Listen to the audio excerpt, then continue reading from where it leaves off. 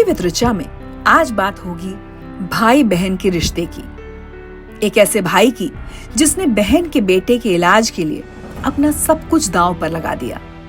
एक ऐसी बहन की जिसने अपनी जमा पूंजी भाई के बिजनेस के लिए दे दी। एक ऐसे भाई बहन की जिन्होंने पूरा बचपन पैसों की कमी के साथ बिताया, लेकिन आज मिलकर करोड़ों की कंपनी चला रहे हैं। लेट्स ट्राई के नितिन और गीतांजलि। नितिन, गीतांजलि, बहुत बहुत स्वागत है आपका जिंदगी विद ऋचा में। Thank you so much. चलिए, बहुत सारी बातें आपसे करनी है, आपके पास्ट की, आपकी जर्नी की, लेकिन मैं आज से शुरू करना चाहती हूँ। तो जिस चीज़ पर मेरा सबसे ज़्यादा ध्यान गया वो आपकी जो कंपनी या जो आपके स्नैक्स हैं, रेंज है, उसका नाम है लेट्स ट्राई। ये ना किसी स्नैक प्रोडक्ट के लिए बड़ा अजीब सा नाम है, मतलब लेट्स ट्राई, हम चलो हम कोशिश करते हैं, अगर उसका हिंदी किया जाए। क्या कोशिश कर रहे हैं आप, and why this name? So actually जब मैं जर्नी स्टार्ट करने जा रहा था तो मेरी लाइफ में ना बहुत सारे नोज थे कि क्यों नहीं करना, क्यों नहीं ये, क्यों नहीं वो। देयर वर, आई थिंक मैं बोलूँगा, अगर मैं कोशिश करने जा रहा था तो देयर वर ओनली 1 ईयर कि मुझे ट्राई करना है, बट उसके अलावा तो सब कुछ नो था। मेरी जॉब मुझे कहती थी कि नहीं छोड़नी, बिकॉज वो 15 ईयर्स मैंने स्पेंड किए थे अपनी जॉब में। मतलब मैं एक अच्छी लेवल तक पहुँच चुका था, was drawing 1 crore plus package. उसको छोड़कर देन ज़ीरो से सब स्टार्ट करना। एंड ऐसा भी नहीं था कि मेरे पास सेविंग्स नहीं थी कि मैं एक बिज़नेस को 2-3 साल तक बिल्ड कर लूँगा, या पैसे का कमी नहीं होगी, वो भी नहीं था। रिसोर्सेज नहीं थे। सो अगर आसपास देखूँ तो कोई सपोर्ट भी नहीं था। सो बहुत सारे नोस थे। तो उसके बीच में बस एक ही कोशिश थी कि कुछ ट्राई करते हैं। एंड उसी के बीच में आई वो बहुत सारे नाम माइंड में आए, बहुत सारे आए। Then I always felt like कि ये लेट्स ट्राई समथिंग जो मतलब विच विल मोटिवेट मी, जो मुझे ना दिन रात एक मोटिवेशन देता रहेगा कि कभी अगर नो दिख रहा है, कभी अब हो रहा है कि अब कुछ नहीं हो सकता, बट एक ट्राई करते रहना चाहिए, कोशिश हमेशा चलती रहनी चाहिए। तो वहीं देख के एक ब्रांड का नाम हमने सोचा। एंड मैं ये भी चाह रहा था कि ब्रांड ऐसा होना चाहिए जिसको मैं मल्टीपल कैटेगरी में डाइवर्स कर सकूं। मतलब बहुत सारे प्रोडक्ट्स मेरे माइंड में थे। ऐसा नहीं था कि अगर ब्रांड लॉन्च करना है तो एक लेवल तक जाएगा फिर स्टॉप हो जाएगा। था बहुत बड़ा ड्रीम, ठीक है। तो उसको कहीं रुकने की बजाय जैसे कि ऐसा होना चाहिए कि जो हमें खुद ही पुश करता रहे, मोटिवेट करता रहे, हौसला देता रहे कि यार करते रहो, कुछ ना कुछ तो हो ही जाएगा। तो वहीं से वो ब्रांड नेम आया। अभी लेट्स ट्राई की जर्नी अगर मैं कहूँ, कितना लंबा सफ़र हो गया है ये? सो हमने ये 2021 में मेरा पहला फर्स्ट प्रोडक्ट मैंने सेल किया था जिन लॉकडाउन। सो लॉकडाउन में अगर मैं बात करूँ तो बहुत सारे बिजनेसेस बंद हो गए थे। हमारा बिजनेस लॉकडाउन में स्टार्ट हुआ है। पानी पूरी आपका पहला प्रोडक्ट था? पानी पूरी हमारा फर्स्ट प्रोडक्ट था। एंड उसके अंदर नमकीन थे। सो लॉकडाउन में मैं धीरे धीरे स्टार्ट किया। पहला प्रोडक्ट मैंने दिल्ली के स्टोरों पे सेल करना स्टार्ट किया। खुद ही मैं पैक करता था, खुद ही गाड़ी में जाकर डिलीवर करता था लॉकडाउन में। प्रोडक्ट्स बनाता कौन था फिर, जब क्योंकि लोग तो थे नहीं? सो हमने वहीं आसपास हमने 1-2 लोगों को पकड़ा जो ऑलरेडी थे, मतलब घर पे बैठे हुए थे। हमने कहा आपको भी एक रोज़गार मिल जाएगा, आप हमारे घर पे आइए। एंड बनाना हमने घर से ही स्टार्ट किया वो। एंड धीरे धीरे वो जर्नी स्टार्ट हुई। 2021 मार्च में हमने पहला प्रोडक्ट सेल किया।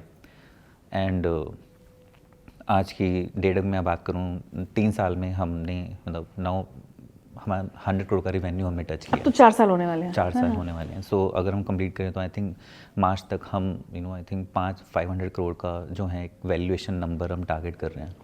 रिवेन्यू हम देख रहे हैं तो 150 करोड़ का रिवेन्यू, हम ऑलरेडी 120 करोड़ का रिवेन्यू कर रहे हैं एनुअली। एंड टारगेट कर रहे हैं हम 150 करोड़ तक हम मार्च तक पहुँच जाएंगे। सो वही है। सिर्फ 4 साल में? नितिन, सुनकर गीतांजलि थोड़ा अटपटा सा नहीं लगता? और जब ये शुरू हो रहा था तो क्या आसपास के लोग, जैसे होता है ना कि व्हेन यू ड्रीम बिग, सबसे पहले तो आसपास के लोग कहते हैं पागल हो गया है या पागल हो गई है, आपके घर में भी ऐसा होता था? People were laughing on us जब मैंने शेयर किया 1-2 लोगों से दैट हम ये कर रहे हैं, क्योंकि हमने जब बनाया तो ऐसा होता है ना कि आप सोचते हो कि पहले आप आसपास जिनको जानते हो आप उनसे शेयर करते हो। जब हमने प्रोडक्ट लॉन्च किया तो मैंने फेसबुक पे, व्हाट्सएप पे लोगों को मैसेजेस किए कि हमारा ये प्रोडक्ट है, मतलब ट्राई करो आप, है ना। तो रिक्वेस्ट करते हैं हम कि आप ट्राई करो, क्योंकि बिजनेस माइंड तो है नहीं, आप आसपास ही बोलोगे लोगों को।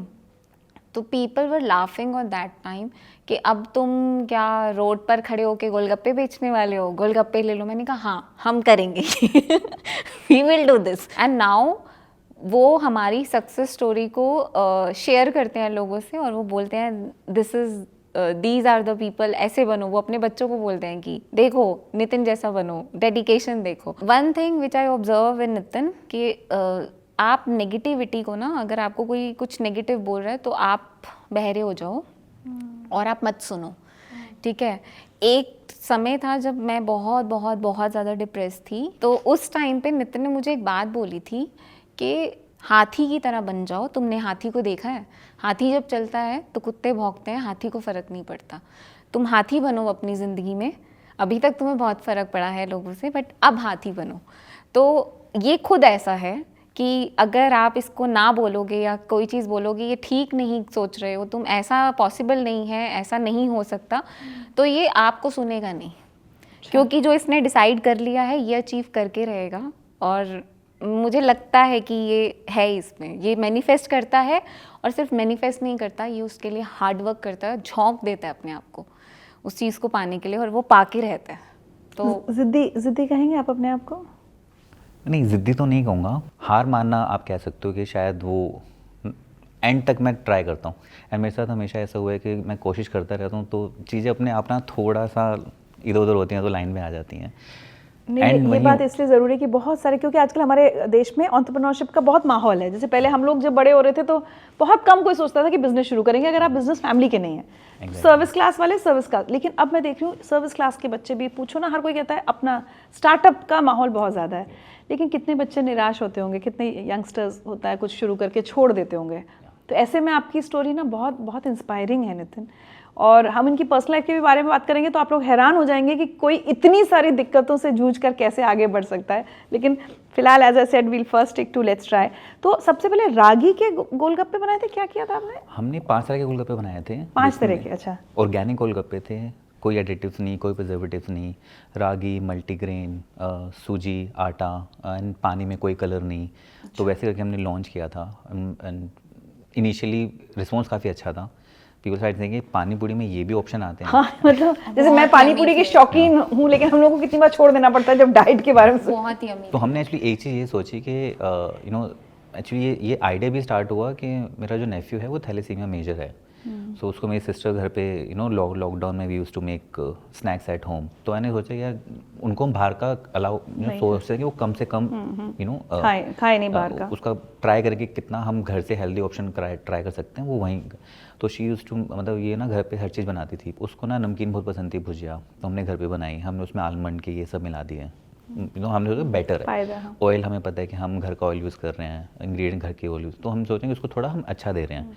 वहीं से आइडिया है कि नमकीन अगर आज की बात करूँ तो हर कोई घर में ये स्नैक्स कंज्यूम करता है।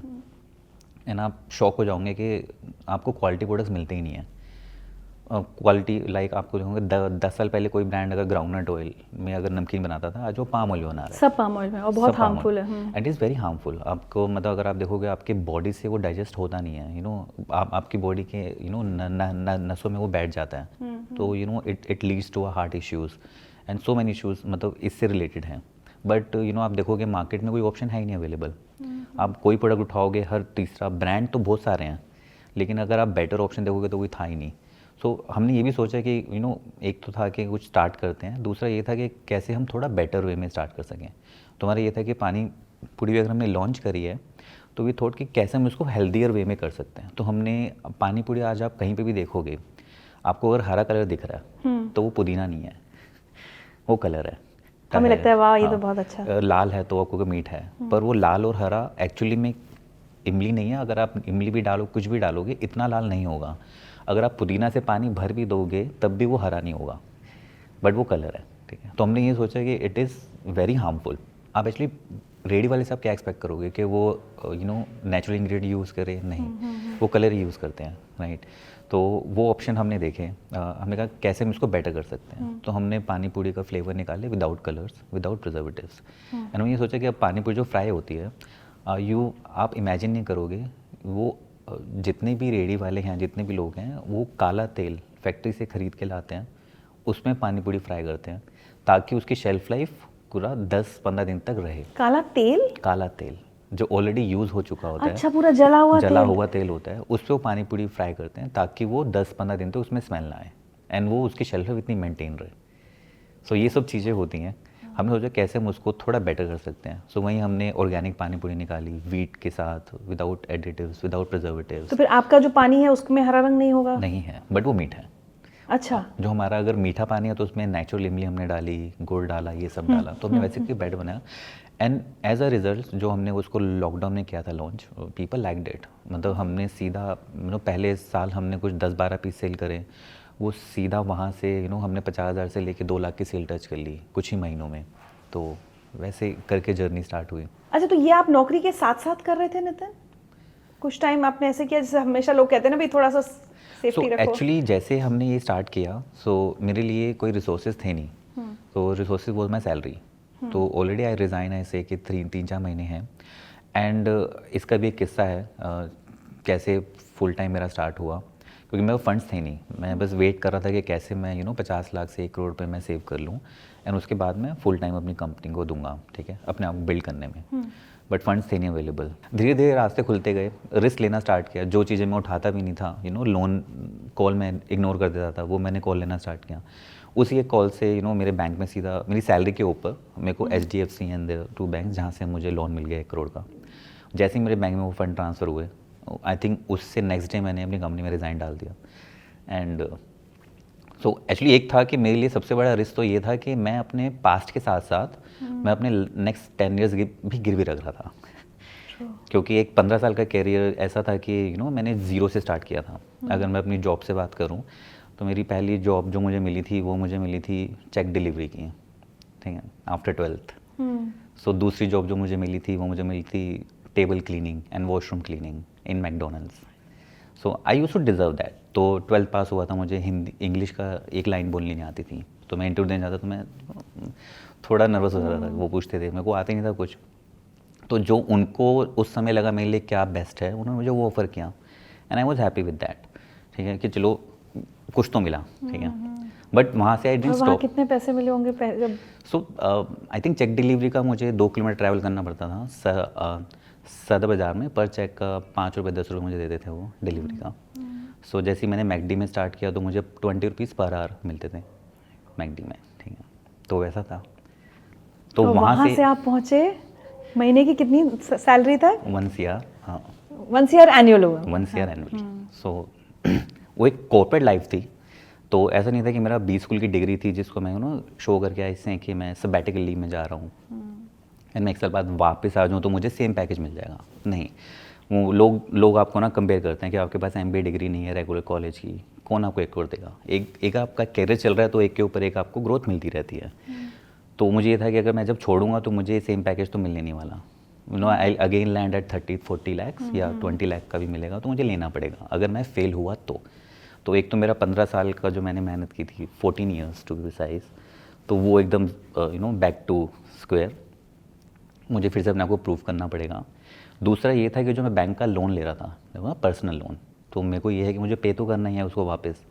तो उसकी मंथली किस्त जो बनती थी 1.7 लाख पे करने की, वो मैंने 7 साल का मैंने लिया था। तो मैंने कहा अगर कहीं हुआ ऊपर नीचे तो नेक्स्ट 10 ईयर्स तो मेरे इस लोन को रीपे करने में जाएंगे, क्योंकि मेरी सैलरी तो वहीं 2.5 लाख मिलेगी, उसमें से 1.7 मेरे इसमें जाएंगे, ये सब जाएंगे। तो 15 साल मेरा प्रीवियस एंड नेक्स्ट 10 ईयर्स कि मैंने रिस्क में डाल दिए। एंड मुझे पता है कि मैं इस बार फेल हुआ तो आई थिंक मैं लाइफ में दूसरा रिस्क कभी ले ही ना पाऊँ। इतनी रिस्क, मतलब मैं सोच रही हूँ, आपकी शादी हो चुकी थी? यस। अब वहाँ आते हैं जो मैं चाहती हूँ कि हम सबके लिए जानना बहुत ज़रूरी है, क्योंकि अब जो हमारी बात होगी वो रिश्तों की अहमियत पर होगी और कैसे एक दूसरे के लिए जब हम खड़े होते हैं तो एक दूसरे की ताकत बनते हैं। नितिन, पूरा बिजनेस का थॉट या एक कंफर्टेबल अच्छी सैलरी मिलने वाली जॉब छोड़ने की बात, ये सारे ख्याल इसलिए आए क्योंकि बहन परेशान थी अपने बच्चे के इलाज के लिए? मैं बोलूँगा लाइफ में ना there was so, I think क्या होता है आपकी लाइफ में ना बहुत सारे डॉट्स होते हैं। आप प्रीवियस देखोगे बहुत कुछ होता है आपकी लाइफ में, और एक टाइम ऐसा आता है जब आप कहते हो कि इससे बुरा तो अब हो नहीं सकता। तो जैसे एक्चुअली जब मेरे फादर कैंसर से स्ट्रगल कर रहे थे। अच्छा, आपके फादर को भी कैंसर किया? तो उस समय क्या हुआ था, उन्होंने मेरे से ना लाइफ में कोई मांगा नहीं कुछ भी, पर जब वो स्ट्रगल कर रहे थे ना कैंसर से, तो उनके माइंड में ये था कि मुझे गुरांश का इलाज करवाना है। गीतांजलि के बेटे गुरांश का। And he was thalassemia major. तो मैं कह सकता हूँ उनकी लास्ट विश थी कि हम गुरांश का इलाज करवाएंगे। तो जब वो गए तो मेरी सीजन लाइफ में आई वाज सेटल। मुझे लाइफ से ना एक टाइम था जब मैंने स्कूल पास करते हैं, आपके बड़े बड़े ड्रीम होते हैं, देन आपको एक रियलिटी चेक मिलता है, ठीक है। तो फर्स्ट पैकेज वो सब रियलिटी चेक था। उसके बाद ना बिगर ड्रीम्स देखना शायद मैं भूल गया था, ठीक है, या बिगर प्लान करना या next 5 years down the line मैं क्या करूँगा वो प्लान करना, वो सब कुछ था नहीं। रोज़मर्रा की ज़िंदगी में आप बिज़ी हो जाते हो, ठीक है। एक चीज़ थी माइंड में कि जैसे मैं MBA रेगुलर MBA नहीं था, तो बहुत सारे इंटरव्यूज़ में आप रिजेक्शन फेस करते हो, एग्जिस्टिंग कंपनी में आप रिजेक्शन फेस करते हो जस्ट बिकॉज आपके पास वो MBA डिग्री नहीं है। तो आई यूज्ड टू फील कि मैं तो नेशनल लेवल प्रोफाइल तक पहुंचूंगा जिसमें पूरा इंडिया हेड करूंगा, और मैं 50 लाख का पैकेज तो टच करूंगा बिना MBA डिग्री के। वो मैंने ज़िद ले ली थी। एक टाइम ऐसा था जहाँ पे मैंने कैट की प्रिपरेशन करी, मैंने कैट क्रैक किया, GMAT की प्रिपरेशन करी, मैं ईजिली ISB जैसे बड़े इंस्टीट्यूट में जा सकता था, बट मेरी ज़िद बन गई थी मैं बिना MBA के हाई लेवल तक पहुँचूँगा। और ये ज़िद क्यों? जब वो रिजेक्शन फेस हुए तो एक होता ना कि ये रिजेक्शन मुझे अगर इस वजह से मिल रहे हैं तो मैं इन रिजेक्शंस को प्रूव करके दिखाऊंगा कि ये गलत हैं। कि आप किसी को एक इसकी बैकग्राउंड के बेसिस पे आप उसकी आज की चीज़ को उसको जज कर रहे हो, वो आई थिंक कहीं ना कहीं गलत है। इंसान आज की डेट में जो है वो मैटर करता है, वो कल क्या था दैट्स अ पास्ट। बस वहीं मैं आगे बढ़ता रहा वो ज़िद के साथ। तो फादर के साथ ये था कि पापा को कभी प्रॉब्लम ना दूँ मैं। मेरे को बहुत बार फील होता था कि अगर मैं शायद उस समय पापा से कहता कि मुझे MBA करवा दो, वो लोन लेते हैं, ठीक है, एंड वो पैसा मुझे पे करते हैं, और मैं MBA करके मैं शायद जो मैंने जर्नी 10 साल में कवर करी मैं 5 साल में कवर कर लेता। एंड मेरे माइंड में बस वही था कि कैसे हम 1 साल निकला, थोड़े हम उनकी उस लॉस से रिकवर हुए, तो मेरे माइंड में बस वहीं चल रहा था कि कैसे एंड उस समय देखा कि जो जीन थेरेपी एक ऑप्शन था उस समय आया था। आई गोट टू नो जब मेरे फादर को मैं सेव नहीं कर पाया, तो it was like a losing kind of things. आपकी लाइफ में ज़िंदगी में 4 लोग हैं और चारों स्ट्रगल कर रहे हैं और आप उनके लिए कुछ कर नहीं पा रहे हो। तो वो एक फेज़ था।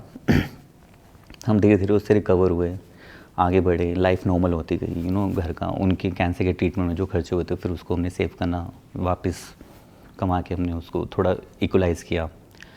फिर आगे बढ़ते हुए मेरे माइंड में बस एक ही चीज़ थी कि अब गुरांश का इलाज मैंने इससे सुना कि जीन थेरेपी है, 9 से 10 करोड़ लगते हैं, शायद हम कभी करवा ना पाएँ ये वो। बट मेरे माइंड में एक कैलकुलेशन में चल रही थी। गुरांश 4 साल का हो गया, मैंने कहा यार अभी 1 साल और हो जाएगा, वो 5 साल का हो जाएगा। एंड जीन थेरेपी जैसे मैंने इसे वहीं सुनता रहता था कि 10 साल से पहले मैं जीन थेरेपी करवानी होती है, तभी वो इफेक्टिव होती है, अदरवाइज उसका कोई यूज़ नहीं है। तो मेरे को ये लग रहा था कि यार आइदर वो और कुछ भी नहीं। तो या तो हम वो अरेंज करूँगा या तो ये 1 करोड़ भी है, ये भी मेरे लिए 0 है। सो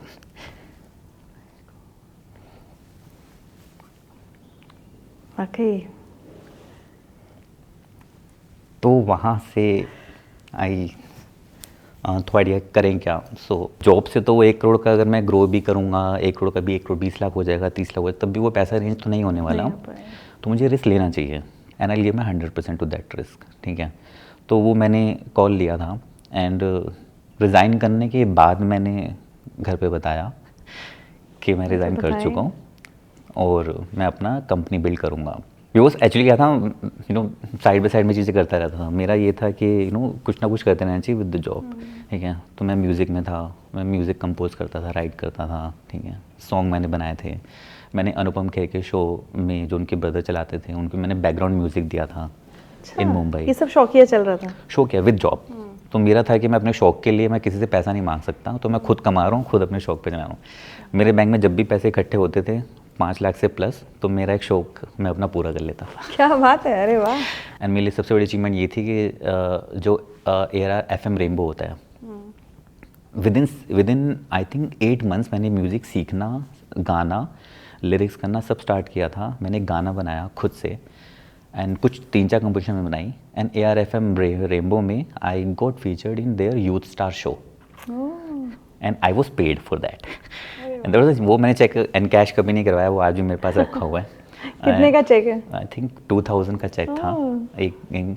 बट ये हुआ कि पूरे ऑल ओवर इंडिया में वो शो हुआ, मेरे गाने लोगों ने सुने हैं, कुछ लोगों ने अप्रोच भी किया। मतलब अगर बिजनेस नहीं करते तो आप ये काम भी कर सकते थे, हाँ? ये भी संगीत काम- के जगत में भी जा सकते थे। तो मेरे को ना बहुत चीज़ें थी माइंड में करनी थी, बट ये था कि किसी से लेकर अपने शौक पूरे नहीं करने, आप खुद कमाओ, खुद शौक पूरे करो। एंड शौक भी ऐसे नहीं थे कि आप टाइम पास के लिए करो, मैं अगर कुछ कर रहा हूँ तो मैं उस पर देता था 100% कि हाँ भाई अगर कर रहा हूँ तो पैसा वेस्ट नहीं करना। राइफल शूटिंग भी किया आपने? यस। सो वो राइफल शूटिंग का तो ये था कि व्हेन माय फादर डाइड ना, तो he died like, I believe personally कि उन्होंने अपनी लाइफ में बहुत मेहनत की थी, मतलब हमारे लिए उन्होंने बहुत कुछ किया। क्या करते थे वो? ही वॉज अ मैकेनिक, तो वो बसेस ही करते थे, जैसे डीटीसी में थे वो, दिल्ली ट्रांसपोर्ट कॉरपोरेशन। सो मैंने देखा है उनको, ठीक है। मुझे बचपन अगर मैं देखूँ, मुझे मेरा बचपन याद नहीं होगा, बट मैंने अपने पेरेंट्स का हार्डवर्क देखा है कि बसों के अंदर जाके पूरा उनके शरीर पे कालक लगी हुई है, ग्रीस लगी हुई है, एंड वो इंजन सही कर रहे हैं, ये कर रहे हैं, वो कर रहे हैं। तो वो सब चीज़ें ना थोड़ा ना आपके अंदर तक हो जाते हैं कि यार उस बंदे ने पूरी ज़िंदगी मेहनत करी 30 साल, एंड जब मैं थोड़ा अच्छा स्टेबल हो गया, उनको एंजॉय करने का टाइम था, वो चले गए। आई फेल्ट लाइक क्या मुझे उनको कुछ डेडिकेट करना है, कुछ तो उनको ऐसे देना है जो इम्पॉसिबल लगे। तो उसी समय and I was so frustrated, मतलब I was not overcoming from that loss. Actually तीनों चीज़ें एक साथ थी। In 2016 3rd February my child born, and 3 फरवरी को उसका जन्म हुआ, एंड ऑलमोस्ट अगस्त में उसका मई जून से तबीयत ख़राब होना स्टार्ट हो गई।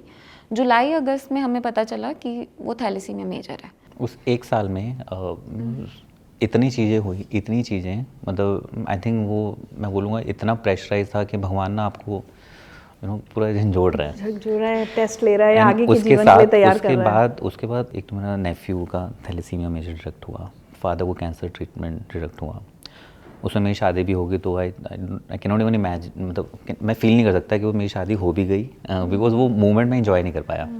सो इतनी सारी फेलियर्स जब लाइफ में आती है ना, आपने सुसाइड की कोशिश की थी? Yes, and I was like, मतलब कुछ, मतलब मेरे को ना अपने एग्जिस्टिंग पे इशू हो गया था कि मैं इसकी हेल्प नहीं कर पा रहा हूँ 1% भी, मतलब इतना वो मतलब उस लेवल तक चली गई थी जहाँ पे इसने पर्सनली कमिट किया, सुसाइड ट्राई किया इसने, एंड बाय गॉड ग्रेस मतलब बच गई। और ये डिप्रेशन में भी चली गई? डिप्रेशन में चली गई थी, इनकी जॉब इनसे छूट गई। मुझे भी उस समय वो रियलाइज़ नहीं होता कि किस ट्रॉमा से ये निकल रही हैं या किस ट्रॉमा में ये है ऑलरेडी। वो साल बहुत ही ख़राब था, मतलब मैं बोलूँगा ख़राब ना समझो, बट एक रियलिटी भगवान तो हमें बचपन से ही दिखा रहा था। हमारा ऐसा नहीं था कि घर बहुत ही अच्छा था, संघर्ष हमें स्टार्टिंग से दिख रहा था। जब हम पैदा हुए तो हमें दिखता था कि हमारा जहाँ पे हम रहते थे, एक होता है अगर 100 झोपड़ियाँ आप एक झोपड़ी में रहते हो, आप सुकून में रहते हो।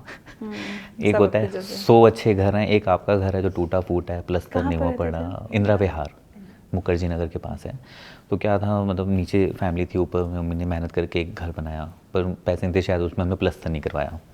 तो वो ईंटों में वो था, मतलब ईंटें थी, ईंटों के अंदर जैसे होता है ना आपका एक जब बनता है तो उसको प्लस्तर होता है, वो ईंटों में हम रहते थे। एंड मेरे आसपास के सारे घर बने हुए थे। सो जो मेरे स्कूल के दोस्त थे ये सब थे, सबके अच्छे अच्छे घर जाते थे। तो हमारा घर रहता था, तो हम मतलब वो हमने देखा है स्टार्टिंग से ही। जब हम पैदा होते थे तो हमें ये था कि एक रूम था, उसमें बारिश होती थी तो हमें याद बाल्टियाँ लगा रहे हैं हम कि वहाँ से बूंद गिर रही है, वहाँ से बूंद गिर रही है, वहाँ से बूंद गिर रही है, वहीं पे हम रहते थे। सो संघर्षपूर्ण जीवन रहा है स्टार्टिंग से लेके। पैदा हुए तो हमने ये देखा, फिर धीरे धीरे मम्मी को देखा, धीरे धीरे और बड़े हुए तो हमें घर दिखा कि यार बाकियों के अच्छे घर हमारा नहीं है। तो किसी को शायद मैं अपने घर कभी बुलाया हो, मैंने किसी को, अपने दोस्तों को हम बुलाते नहीं थे। अब अगर पिता डीटीसी में मैकेनिक हैं और माँ पेटीकोट सिल के 1-1 रुपए में कर रही, तो समझा जा सकता है कि कितना संघर्ष रहा होगा बचपन में। हाँ, अब वो साल ऐसा था कि हमने सोचा ठीक है, मतलब बट उस साल ये देखा भगवान कहता नहीं और भी बहुत कुछ है आपके लिए। में तो सब एक साथ हो गया आपके लिए, तो और भी बहुत कुछ रखा है हमारी पोर्टली में। तो वो दिन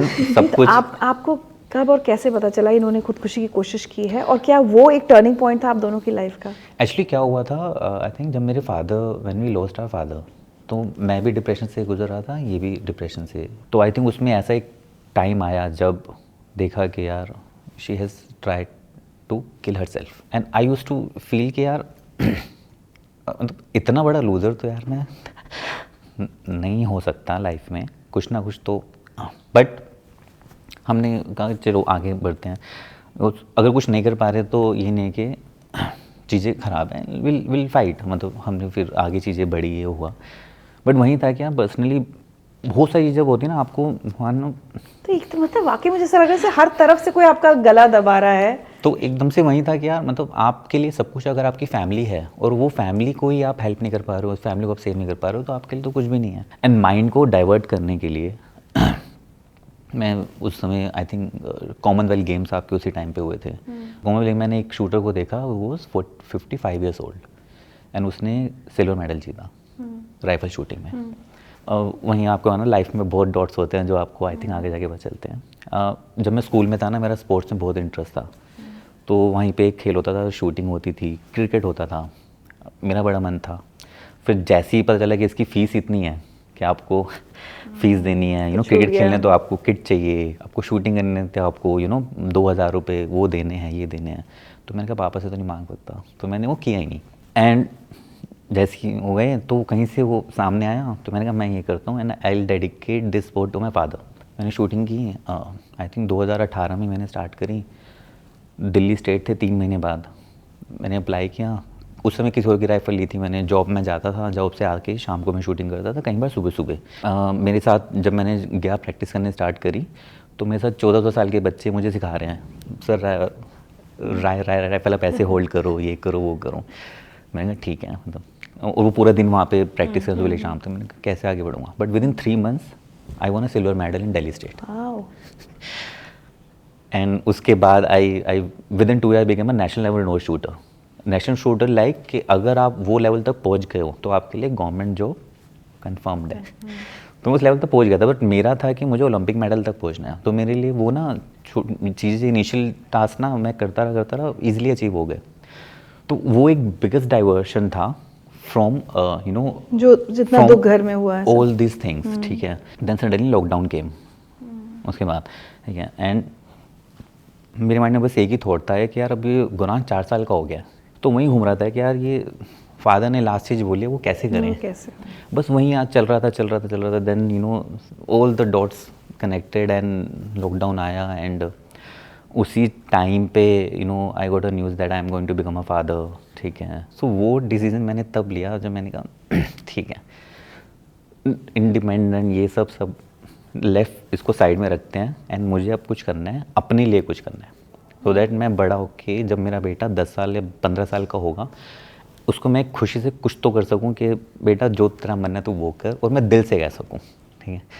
वो था, गुरांश था। एंड आई थिंक इतने सारे रीज़न, जब अब भगवान को भी ना इतना कुछ लगा कि पुश करो इसको कि एटलीस्ट कुछ तो करे अपने लिए। एंड ऐसा नहीं है कि जर्नी बहुत ईजी थी, मैं उसी जर्नी पे आने वाली हूँ, लेकिन पहले मैं अपने सब व्यूअर्स से कहना चाहती हूँ कि देखिए इतना संघर्षपूर्ण बचपन 2 बच्चों का बीतता है, घर के आर्थिक हालात अच्छे नहीं होते, कैसे कैसे करके किसी तरह पढ़ाई करते हैं। नितिन ने बहुत सारी पढ़ाई आई थिंक प्राइवेट उससे भी की है, विद जॉब करते रहे, कहीं कुछ मैकडॉनल्ड्स में काम किया, वॉशरूम साफ़ किए, टेबलें साफ़ की, सब कुछ किया। जब एक अच्छी नौकरी लगती है तो उसके बाद अचानक अपने पिता को खो देते हैं। जब ऐसा लगा होगा कि शायद थोड़ा खुशियों का समय आया है, पता चलता है कि बहन के जो बेटा हुआ है वो थैलेसीमिया मेजर है।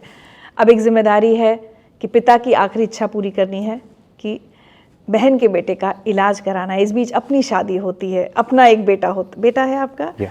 तो इतनी सारी चीज़ों के बीच, उस बीच म्यूजिक भी किया, उस बीच राइफल शूटिंग भी की, फिर राइफल छूट गया, फिर से छूट गया, क्योंकि कंपनी स्टार्ट करी तो एक जगह पे आपको छोड़ना था। अब हम वापस वहाँ आते हैं जहाँ से हमने पूरी बातचीत शुरू की थी, लेट्स ट्राई पर। कहने में बड़ा अच्छा लगता है, सुनने में भी अच्छा लगता है कि अरे वाह, 2021 में कंपनी शुरू की और 2025 में हम कह रहे हैं कि 500 करोड़ का आपका वैल्यूएशन ये है। लेकिन ये जो 4 साल 5 साल का जो सफ़र रहा होगा तो बिल्कुल भी आसान नहीं रहा होगा। शुरुआत कैसे हुई? खूब धोखे खाए, झटके खाए, स्लीपलेस नाइट्स, अब उसके बारे में बताइए। सो एक्चुअली मैं बोलूँगा जो मैंने 15 साल काम किया ना, उस 15 साल में मैंने जो मेहनत करी, आई थिंक उतनी कंबाइंड मैंने पहले साल में कर ली। It was so, I think मेरी लाइफ का सबसे हार्ड डिसीजन था एंड सबसे हार्ड जर्नी थी वो 1 साल। मुझे लगा 1 करोड़ जो मैंने लोन लिया वो सफिशिएंट होगा कुछ चीज़ तक पढ़ने, लेकिन वो 6 महीने में ऐसा हुआ कि पूरा शून्य पैसा लग गया बिजनेस में, ये था वो था। एक टाइम था मेरे पास पैसे एकदम ख़त्म हो गए थे एंड मैं बस ये सोच रहा था कि मैं लोगों की नेक्स्ट मंथ की सैलरी कैसे पे करूं। तो मैंने अपना पीएफ निकाल लिया, सब निकाल लिया जो सेव था। तो एक टाइम ऐसा था कि एक टाइम पे मैंने देखा था कि चलो इनको नेक्स्ट मंथ की सैलरी पे करके बंद कर तो उसी समय मैं बैठा हुआ था घर पे, I was just calculating things. तो मेरा बस एक ही था कि मैं इनकी सैलरी कैसे पे करूं। तो उसी समय मेरी सिस्टर आई, I don't know from where, मैंने किसी से शेयर भी नहीं किया था। इसने मेरे बैंक में 2 लाख रुपए ट्रांसफ़र कर दिया। You don't share things. And मैंने इसको बोला, मैंने कहा यार तू ग्रांच के लिए सेव कर, हमें उसका इलाज करवाना है।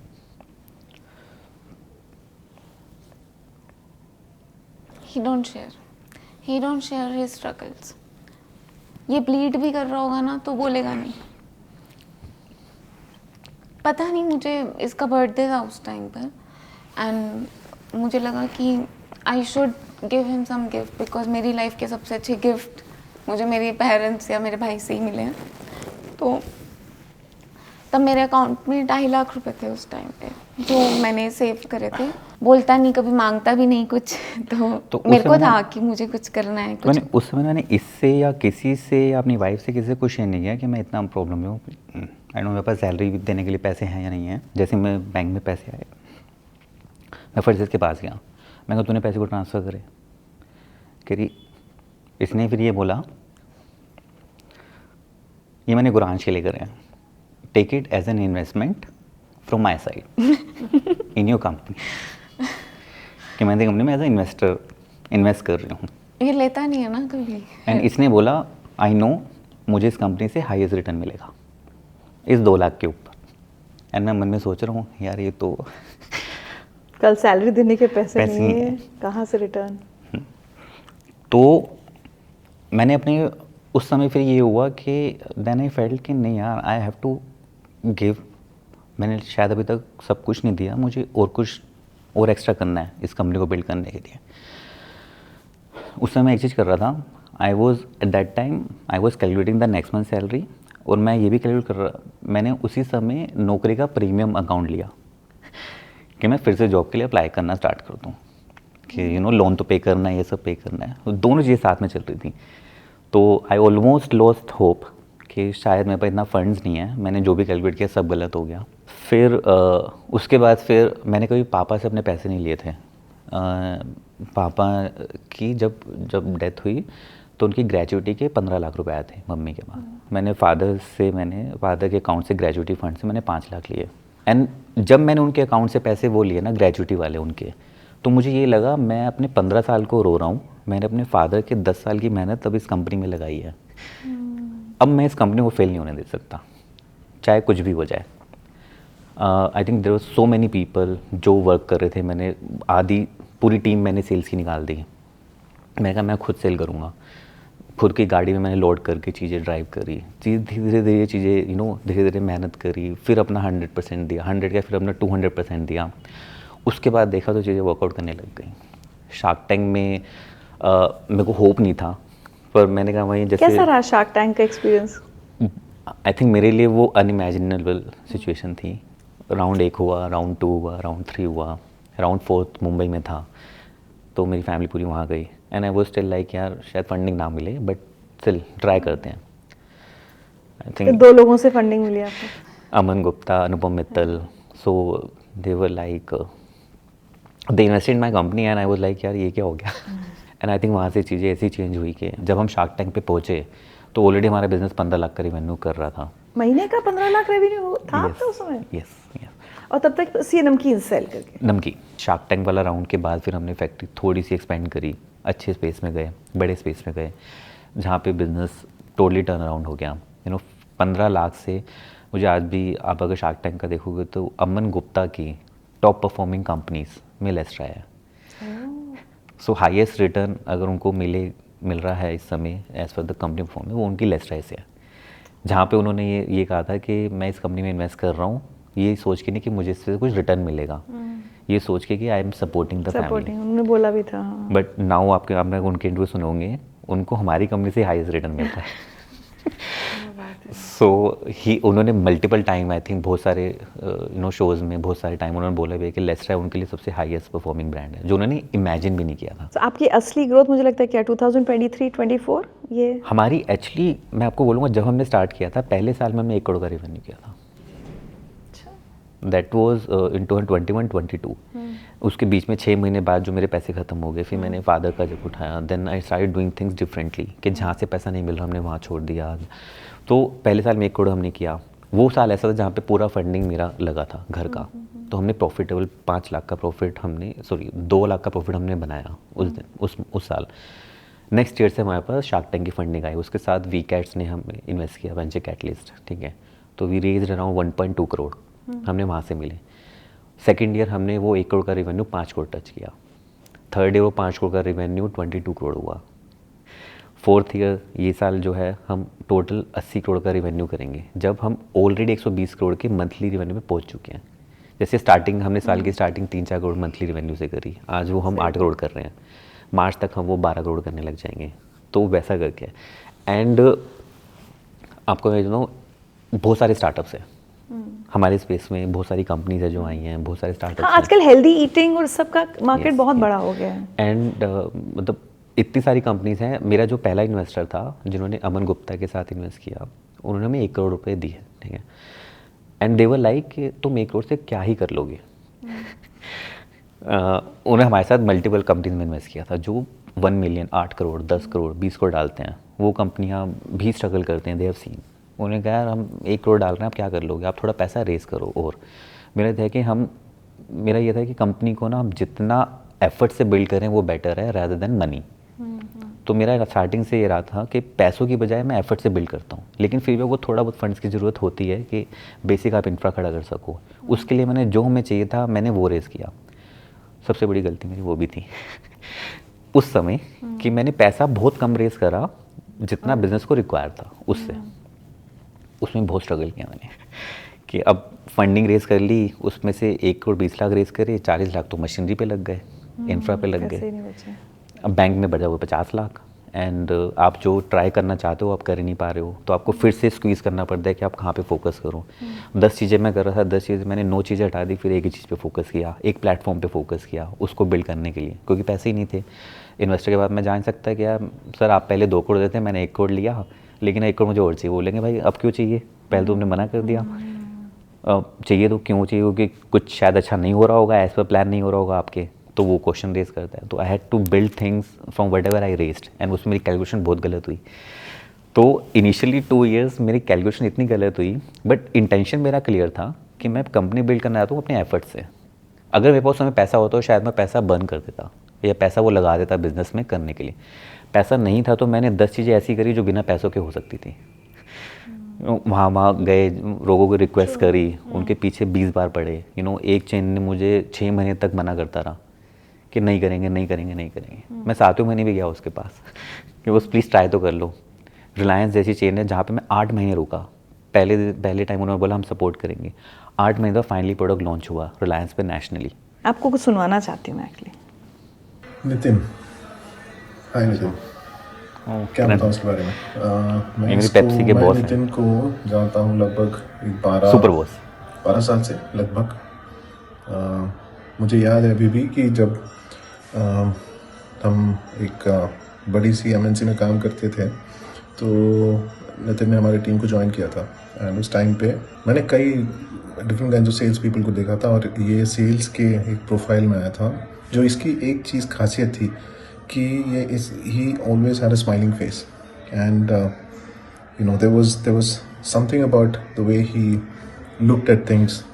उसकी आंखों में जो एक चमक होती थी, this was something that I did not see in many people. जो एक चीज़ मुझे नितिन से हमेशा मैंने सीखा है या देखा है वो ये है कि aggression is not in the voice और the sound that you make. Aggression is in the way you look at things and execute things, and that way he's one of the most aggressive person that I've seen, though I've never ever seen him raise his voice to anyone. He's a silent killer. मुस्कुरा के काम करवा लेता अपना. He's another thing about him जो मुझे काफ़ी अच्छा लगता है कि जो भी वो करता है ना, he takes it to the best possible position and he executes it really well. And as Nitin always says, क्या होगा? Let's try. So Nitin, let's try, and all the very best to you, man. We'll stay in touch. So he's also an investor. So he's one of the investor in first round where Aman Gupta also invested. अच्छा. He also invested. ओह, चलिए मैं आपको एक और message सुनवाऊँ. जय माता दी. मैं नीलम कालरा. मैं बड़े गर्व से कहना चाहूँगी कि मैं नितिन और गीतांजलि की मदर हूँ.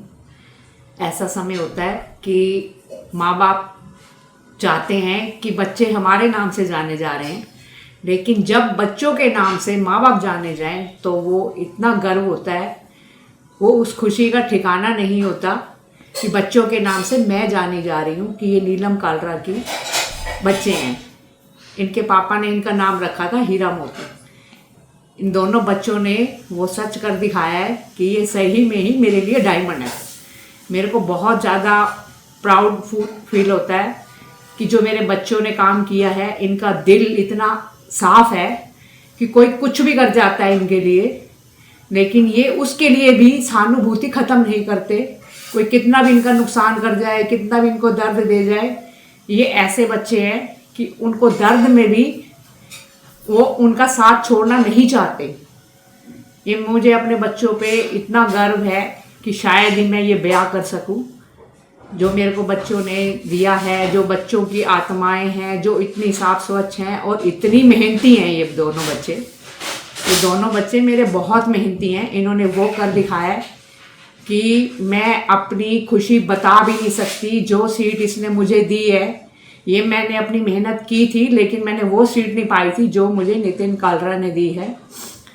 इस पे मुझे जितना गर्व कहूँ उतना कम है. ये मेरे दोनों बच्चे बहुत प्यारे हैं. ये मेरे हीरा मोती हैं और ये हमेशा चमकते रहेंगे. ये मेहनत करते रहेंगे. ये अच्छे काम करते रहेंगे. जय माता दी. हीरा मोती. पापा बुलाते थे. पापा कहते थे ये मेरे हीरा मोती है. नितिन, अब लगता है the bad phase is over. अब नहीं, दुख भरे दिन बीते रहे भैया. नहीं, ऐसा तो लगता नहीं है. बट शायद अब ये लगता है कि आई थिंक ये जर्नी है, चलती रहेगी. सो लाइफ का वही है कि अच्छा मोड़, ख़राब मोड़ आते रहेंगे. बट ये है कि अब ये चीज़ें थोड़ी स्ट्रॉन्ग हो गई कि आपको बस अपना कर्म करते रहो, फल तो मिलता रहेगा. एंड आई थिंक आज जो अच्छा है, मुझे यही लगता है कि आज हमें और मेहनत करनी चाहिए ताकि कल का जो इन केस कुछ ख़राब होने भी वाला है उतना ख़राब ना हो. ठीक है. तो हाँ, आज की डेट में अगर मैं ये बोलूँ कि कुछ रिसोर्सेज या कुछ कमियाँ जो पहले थी आज नहीं है. आज की डेट में बहुत सारे इन्वेस्टर्स हैं जो लेस टाइम में इन्वेस्ट करना चाहते हैं.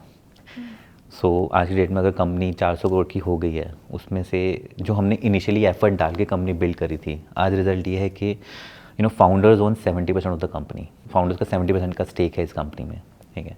जहाँ पे हमने 500,000 ओनली 4-5 करोड़ यूज़ करके हमने आज 350 करोड़ की वैल्यूएशन अचीव करी है. 120 करोड़ का हमने रिवेन्यू कर रही है.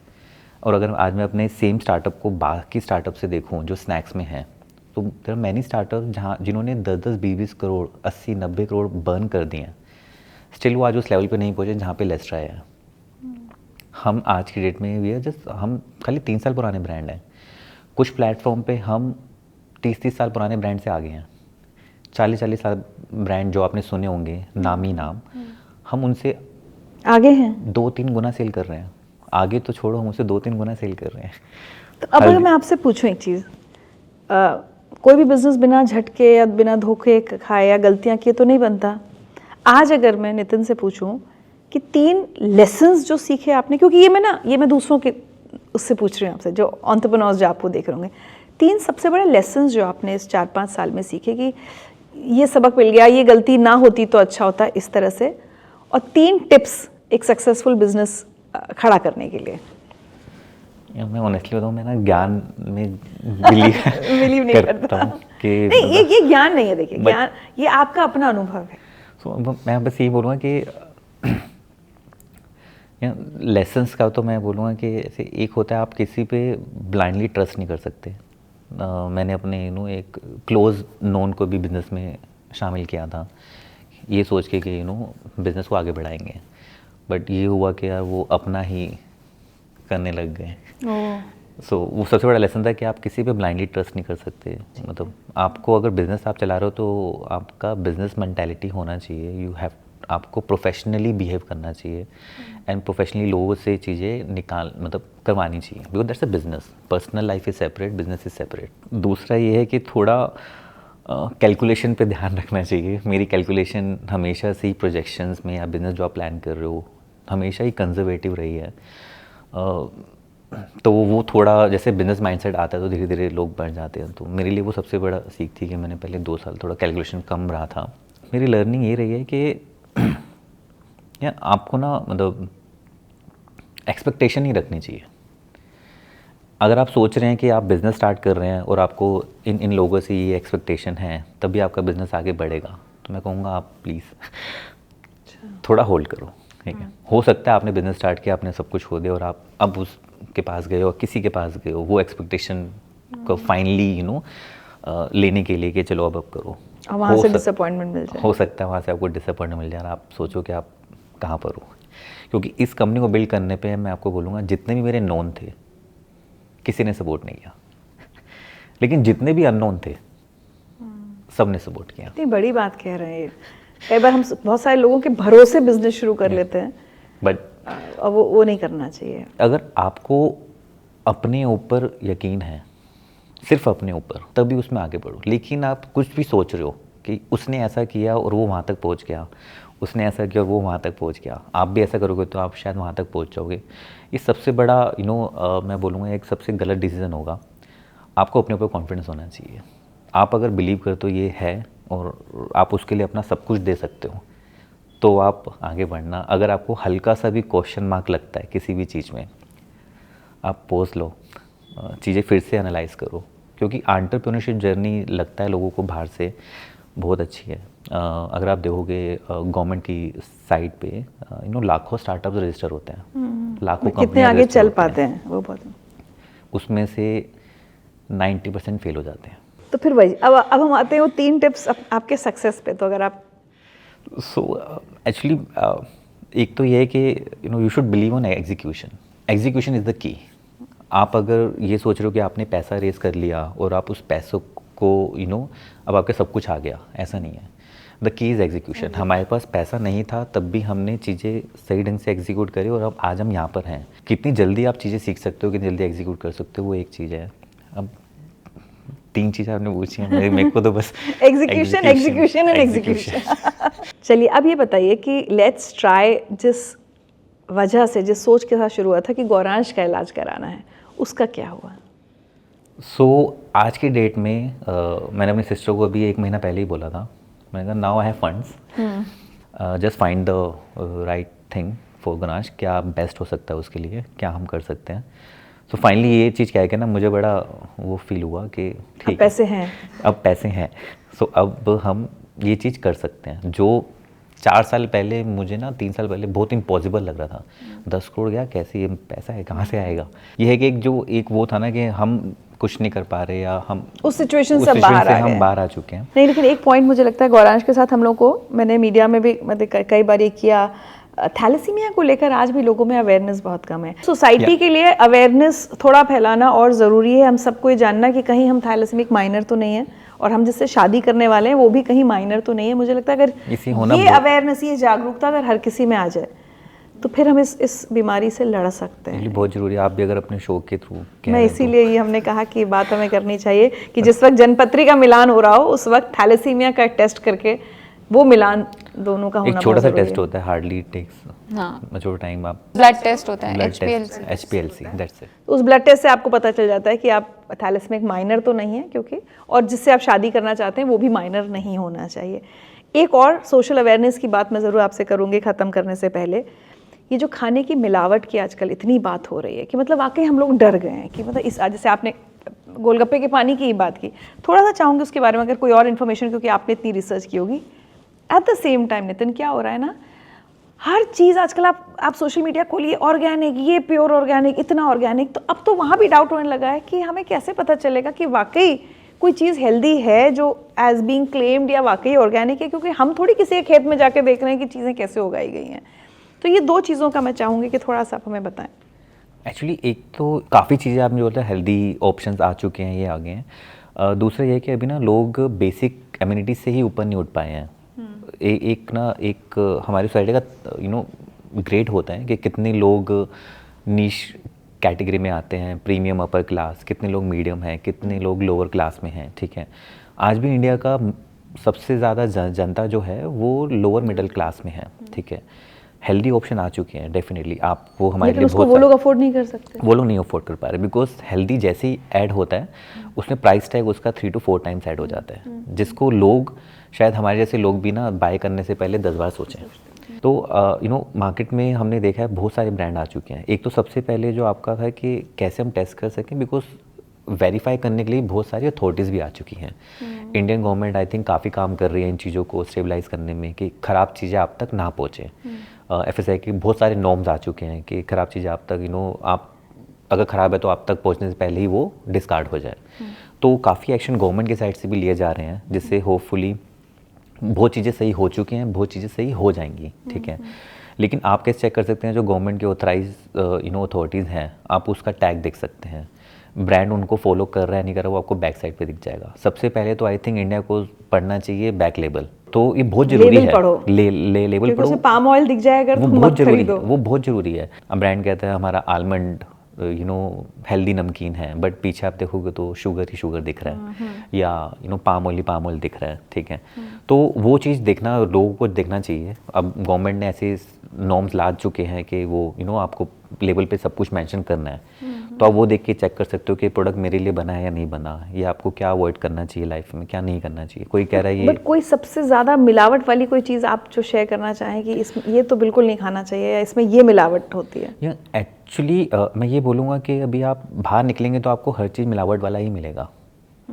फर्स्ट ऑप्शन ये होना चाहिए कि आपको खाना भी चाहिए या नहीं खाना चाहिए बाहर का, ठीक है, that's one option. Second thing, आपको खाना चाहिए तो कितना आप एक्सेप्ट कर सकते हैं। You can choose slightly better option कि चलो अगर कोई आप एक प्रोडक्ट आपको मिल रहा है जिसमें पाम ऑयल यूज़ हुआ है, लेकिन दूसरा प्रोडक्ट है जिसमें वो कह रहे हैं कि पाम ऑयल की जगह दूसरा ऑयल है, तो ये इटसेल्फ ही उस प्रोडक्ट को 50% प्रीमियम बना देता है, क्योंकि पाम ऑयल तो आपकी लाइफ से हट गया या उस प्रोडक्ट से हट गया, तो प्रोडक्ट अपने आप ही थोड़ा बेटर हो गया, ठीक है। दूसरा है कि ऑप्शंस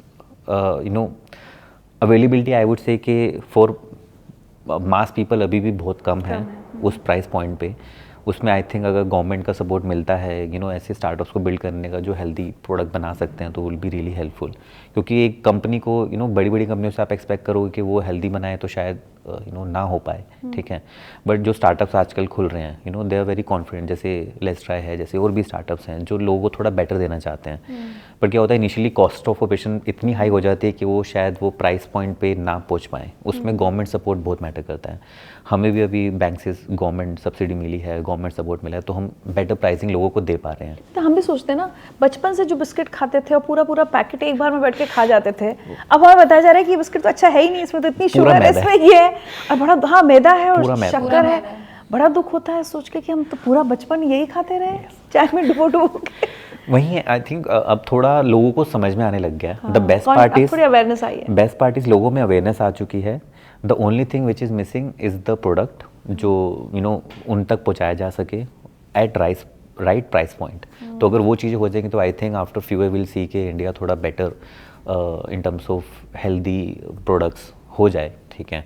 तो वहीं पे कोशिश है एंड कोशिश है, लेट्स ट्राई। वैसे मुझे लग रहा था आपका लेट्स ट्राई ना एक साइकोलॉजिकल एंगल से ना क्लाइंट पे भी काम करता होगा। जैसे अगर मैं कहीं काउंटर में देखती हूँ लेट्स ट्राई, तो मुझे लगेगा चलो लेट्स ट्राई एक बार हम ट्राई करके अपनी मार्केटिंग आपने हमने एक्चुअली ब्रांड का नाम का एक रीज़न ये भी था कि मुझे पता था कि हम कभी भी ना शायद ब्रांड को ऐसा प्रमोट ना कर पाएँ कि हम प्रमोटर रख दें या सेलिब्रिटी हायर कर लें और वो ब्रांड को प्रमोट करें। मैं देखिए कुछ ऐसा नाम होना चाहिए जो ना खुद ही अगर शेल्फ में मैं रख दूँ तो वो अपने आप को खुद मैं प्रमोट पढ़ूंगा, करे। लेट्स ट्राई, चलो लेट्स एक बार ट्राई तो कर लेते हैं। एंड इंडिया में क्या होता है बहुत सारे लोग एक बार सही प्रोडक्ट को ट्राई भी नहीं कर पाते। बहुत सारी कंपनियां जो बहुत अच्छे प्रोडक्ट निकालती हैं पर वो लोगों तक पहुंच ही नहीं पाता। हमने ये सोचा कि एटलीस्ट मेरा प्रोडक्ट कोई एक बार ट्राई भी कर लेगा ना तो मेरा काम हो गया। लेकिन महंगा तो आपका भी प्रोडक्ट है compare to other brands. Actually मैं अगर बोलूँगा कि अगर आप देखोगे as far as ingredients is concern, मेरे से लोग ना फ़ोन करके पूछते हैं कि सर आप ग्राउंडनट ऑयल यूज़ करते हो जो 300 रुपये लीटर है, ठीक है, आप 100 रुपये में कैसे बेच सकते हो? They ask me this question. Reason being कि हम अपने ऑपरेशन में काफ़ी चीज़ें कंट्रोल करके चलते हैं। टीम अगर मैं बात करूँ बहुत लिमिटेड टीम है अभी भी हमारे पास, इंस्पायर्ड रीचिंग 120 करोड़, क्योंकि वो पैसा हम सेव करके ना कंज्यूमर को वापस देते हैं। क्योंकि एक कॉस्ट है कि कंज्यूमर तक पहुँचने के लिए भी एक कॉस्ट है। अभी जैसे एक प्रोडक्ट मैं आपको एग्जांपल देता हूँ, एक प्रोडक्ट हम ना 6 महीने पहले 80 रुपये का बेचते थे, आज उसकी कॉस्ट हम 50 रुपये ले आए हैं, which is only 10 rupees higher than less. There are some product जो हम पहले 140 का बेचते थे, आज हम उसको 100 तक ले आए हैं। डिस्काउंट हम देते हैं कंज्यूमर को, वो 80 तक मिलता है। आप एक पाम ऑयल 100% प्रोडक्ट बना हुआ है, वो आप 60 रुपये का ले रहे हो, 65 का ले रहे हो, आपको ग्राउंडनट बना हुआ 15 रुपये के डिफरेंस में मिल रहा है। लोग तो माइंड नहीं लेना करते। चाहते हैं। अच्छा, लास्ट क्वेश्चन, ये सक्सेसफुल बिजनेसमैन बनने के लिए कहीं कोई कोर्स या कोई मेंटरिंग या कोई किताबें कुछ काम आती हैं या कुछ नहीं, बस ऑफिस में बैठे अपना एक्सपीरियंस काम आता है? आई थिंक आपकी लाइफ एंड अगर आप मैं वो बोलूँगा आप दूसरों की लर्निंग से भी आई थिंक थोड़ा बहुत सीखते हैं तो वो भी काफ़ी हेल्प करता है कि क्या आपको नहीं करना चाहिए, क्या आपको करना चाहिए। दूसरा ये है कि जो आपकी लाइफ जर्नी है वो तो आपकी है। अब क्या सपना है नितिन? अब जो जिद पकड़ते हैं, मैं तब से सुन रही हूँ, अब कौन सी जिद पकड़ी हुई है, बता दीजिए। सोचली मैंने किसी से शेयर नहीं किया अभी तक, आज कर दीजिए। बट जब हम शार्क टैंक पे गए थे, हम एक शार्क बैठे हुए थे, उन्होंने बोला कि आप हल्दीराम से कैसे कम्पीट करोगे, सुना था। आप इस ब्रांड से कैसे कम्पीट करोगे जो पिछले 50 साल से इंडिया में है, आज नंबर 1 है। तो उस समय ना बस यही था जैसे मेरा MBA का था ना कि आप बिना MBA के कैसे नेशनल लेवल तक पहुंचोगे, आप इतना पैकेज आप कैसे एक्सपेक्ट कर सकते हो। अब मेरा ये है कि यार मतलब why can't we become number 1। चलिए, हमारी बहुत बहुत शुभकामनाएं हैं आपके साथ, आप नंबर 1 बने और इसमें ज़िंदगी भी रचे, आपके सफ़र में आप क्या बोलेंगे एक हिस्सा बना रहा। कुछ छोटे छोटे तोहफे हैं हमारी तरफ से आपके लिए। एक प्रेरणा पाकर उसको नींव में रखकर दुनिया भर से ऊंचा मुकाम बना लेते हैं। नहीं भूलते दिया वचन जो खुद को अक्सर आसमान में अपनी जगह बना लेते हैं। तिनके तिनके जोड़ के महल के सपने देखे, एक सोच पर जीवन का सर्वस्व लगाते। ईश्वर भी देता है उनका साथ जहां में जो पूरे ईमान से अपना कर्म निभाते।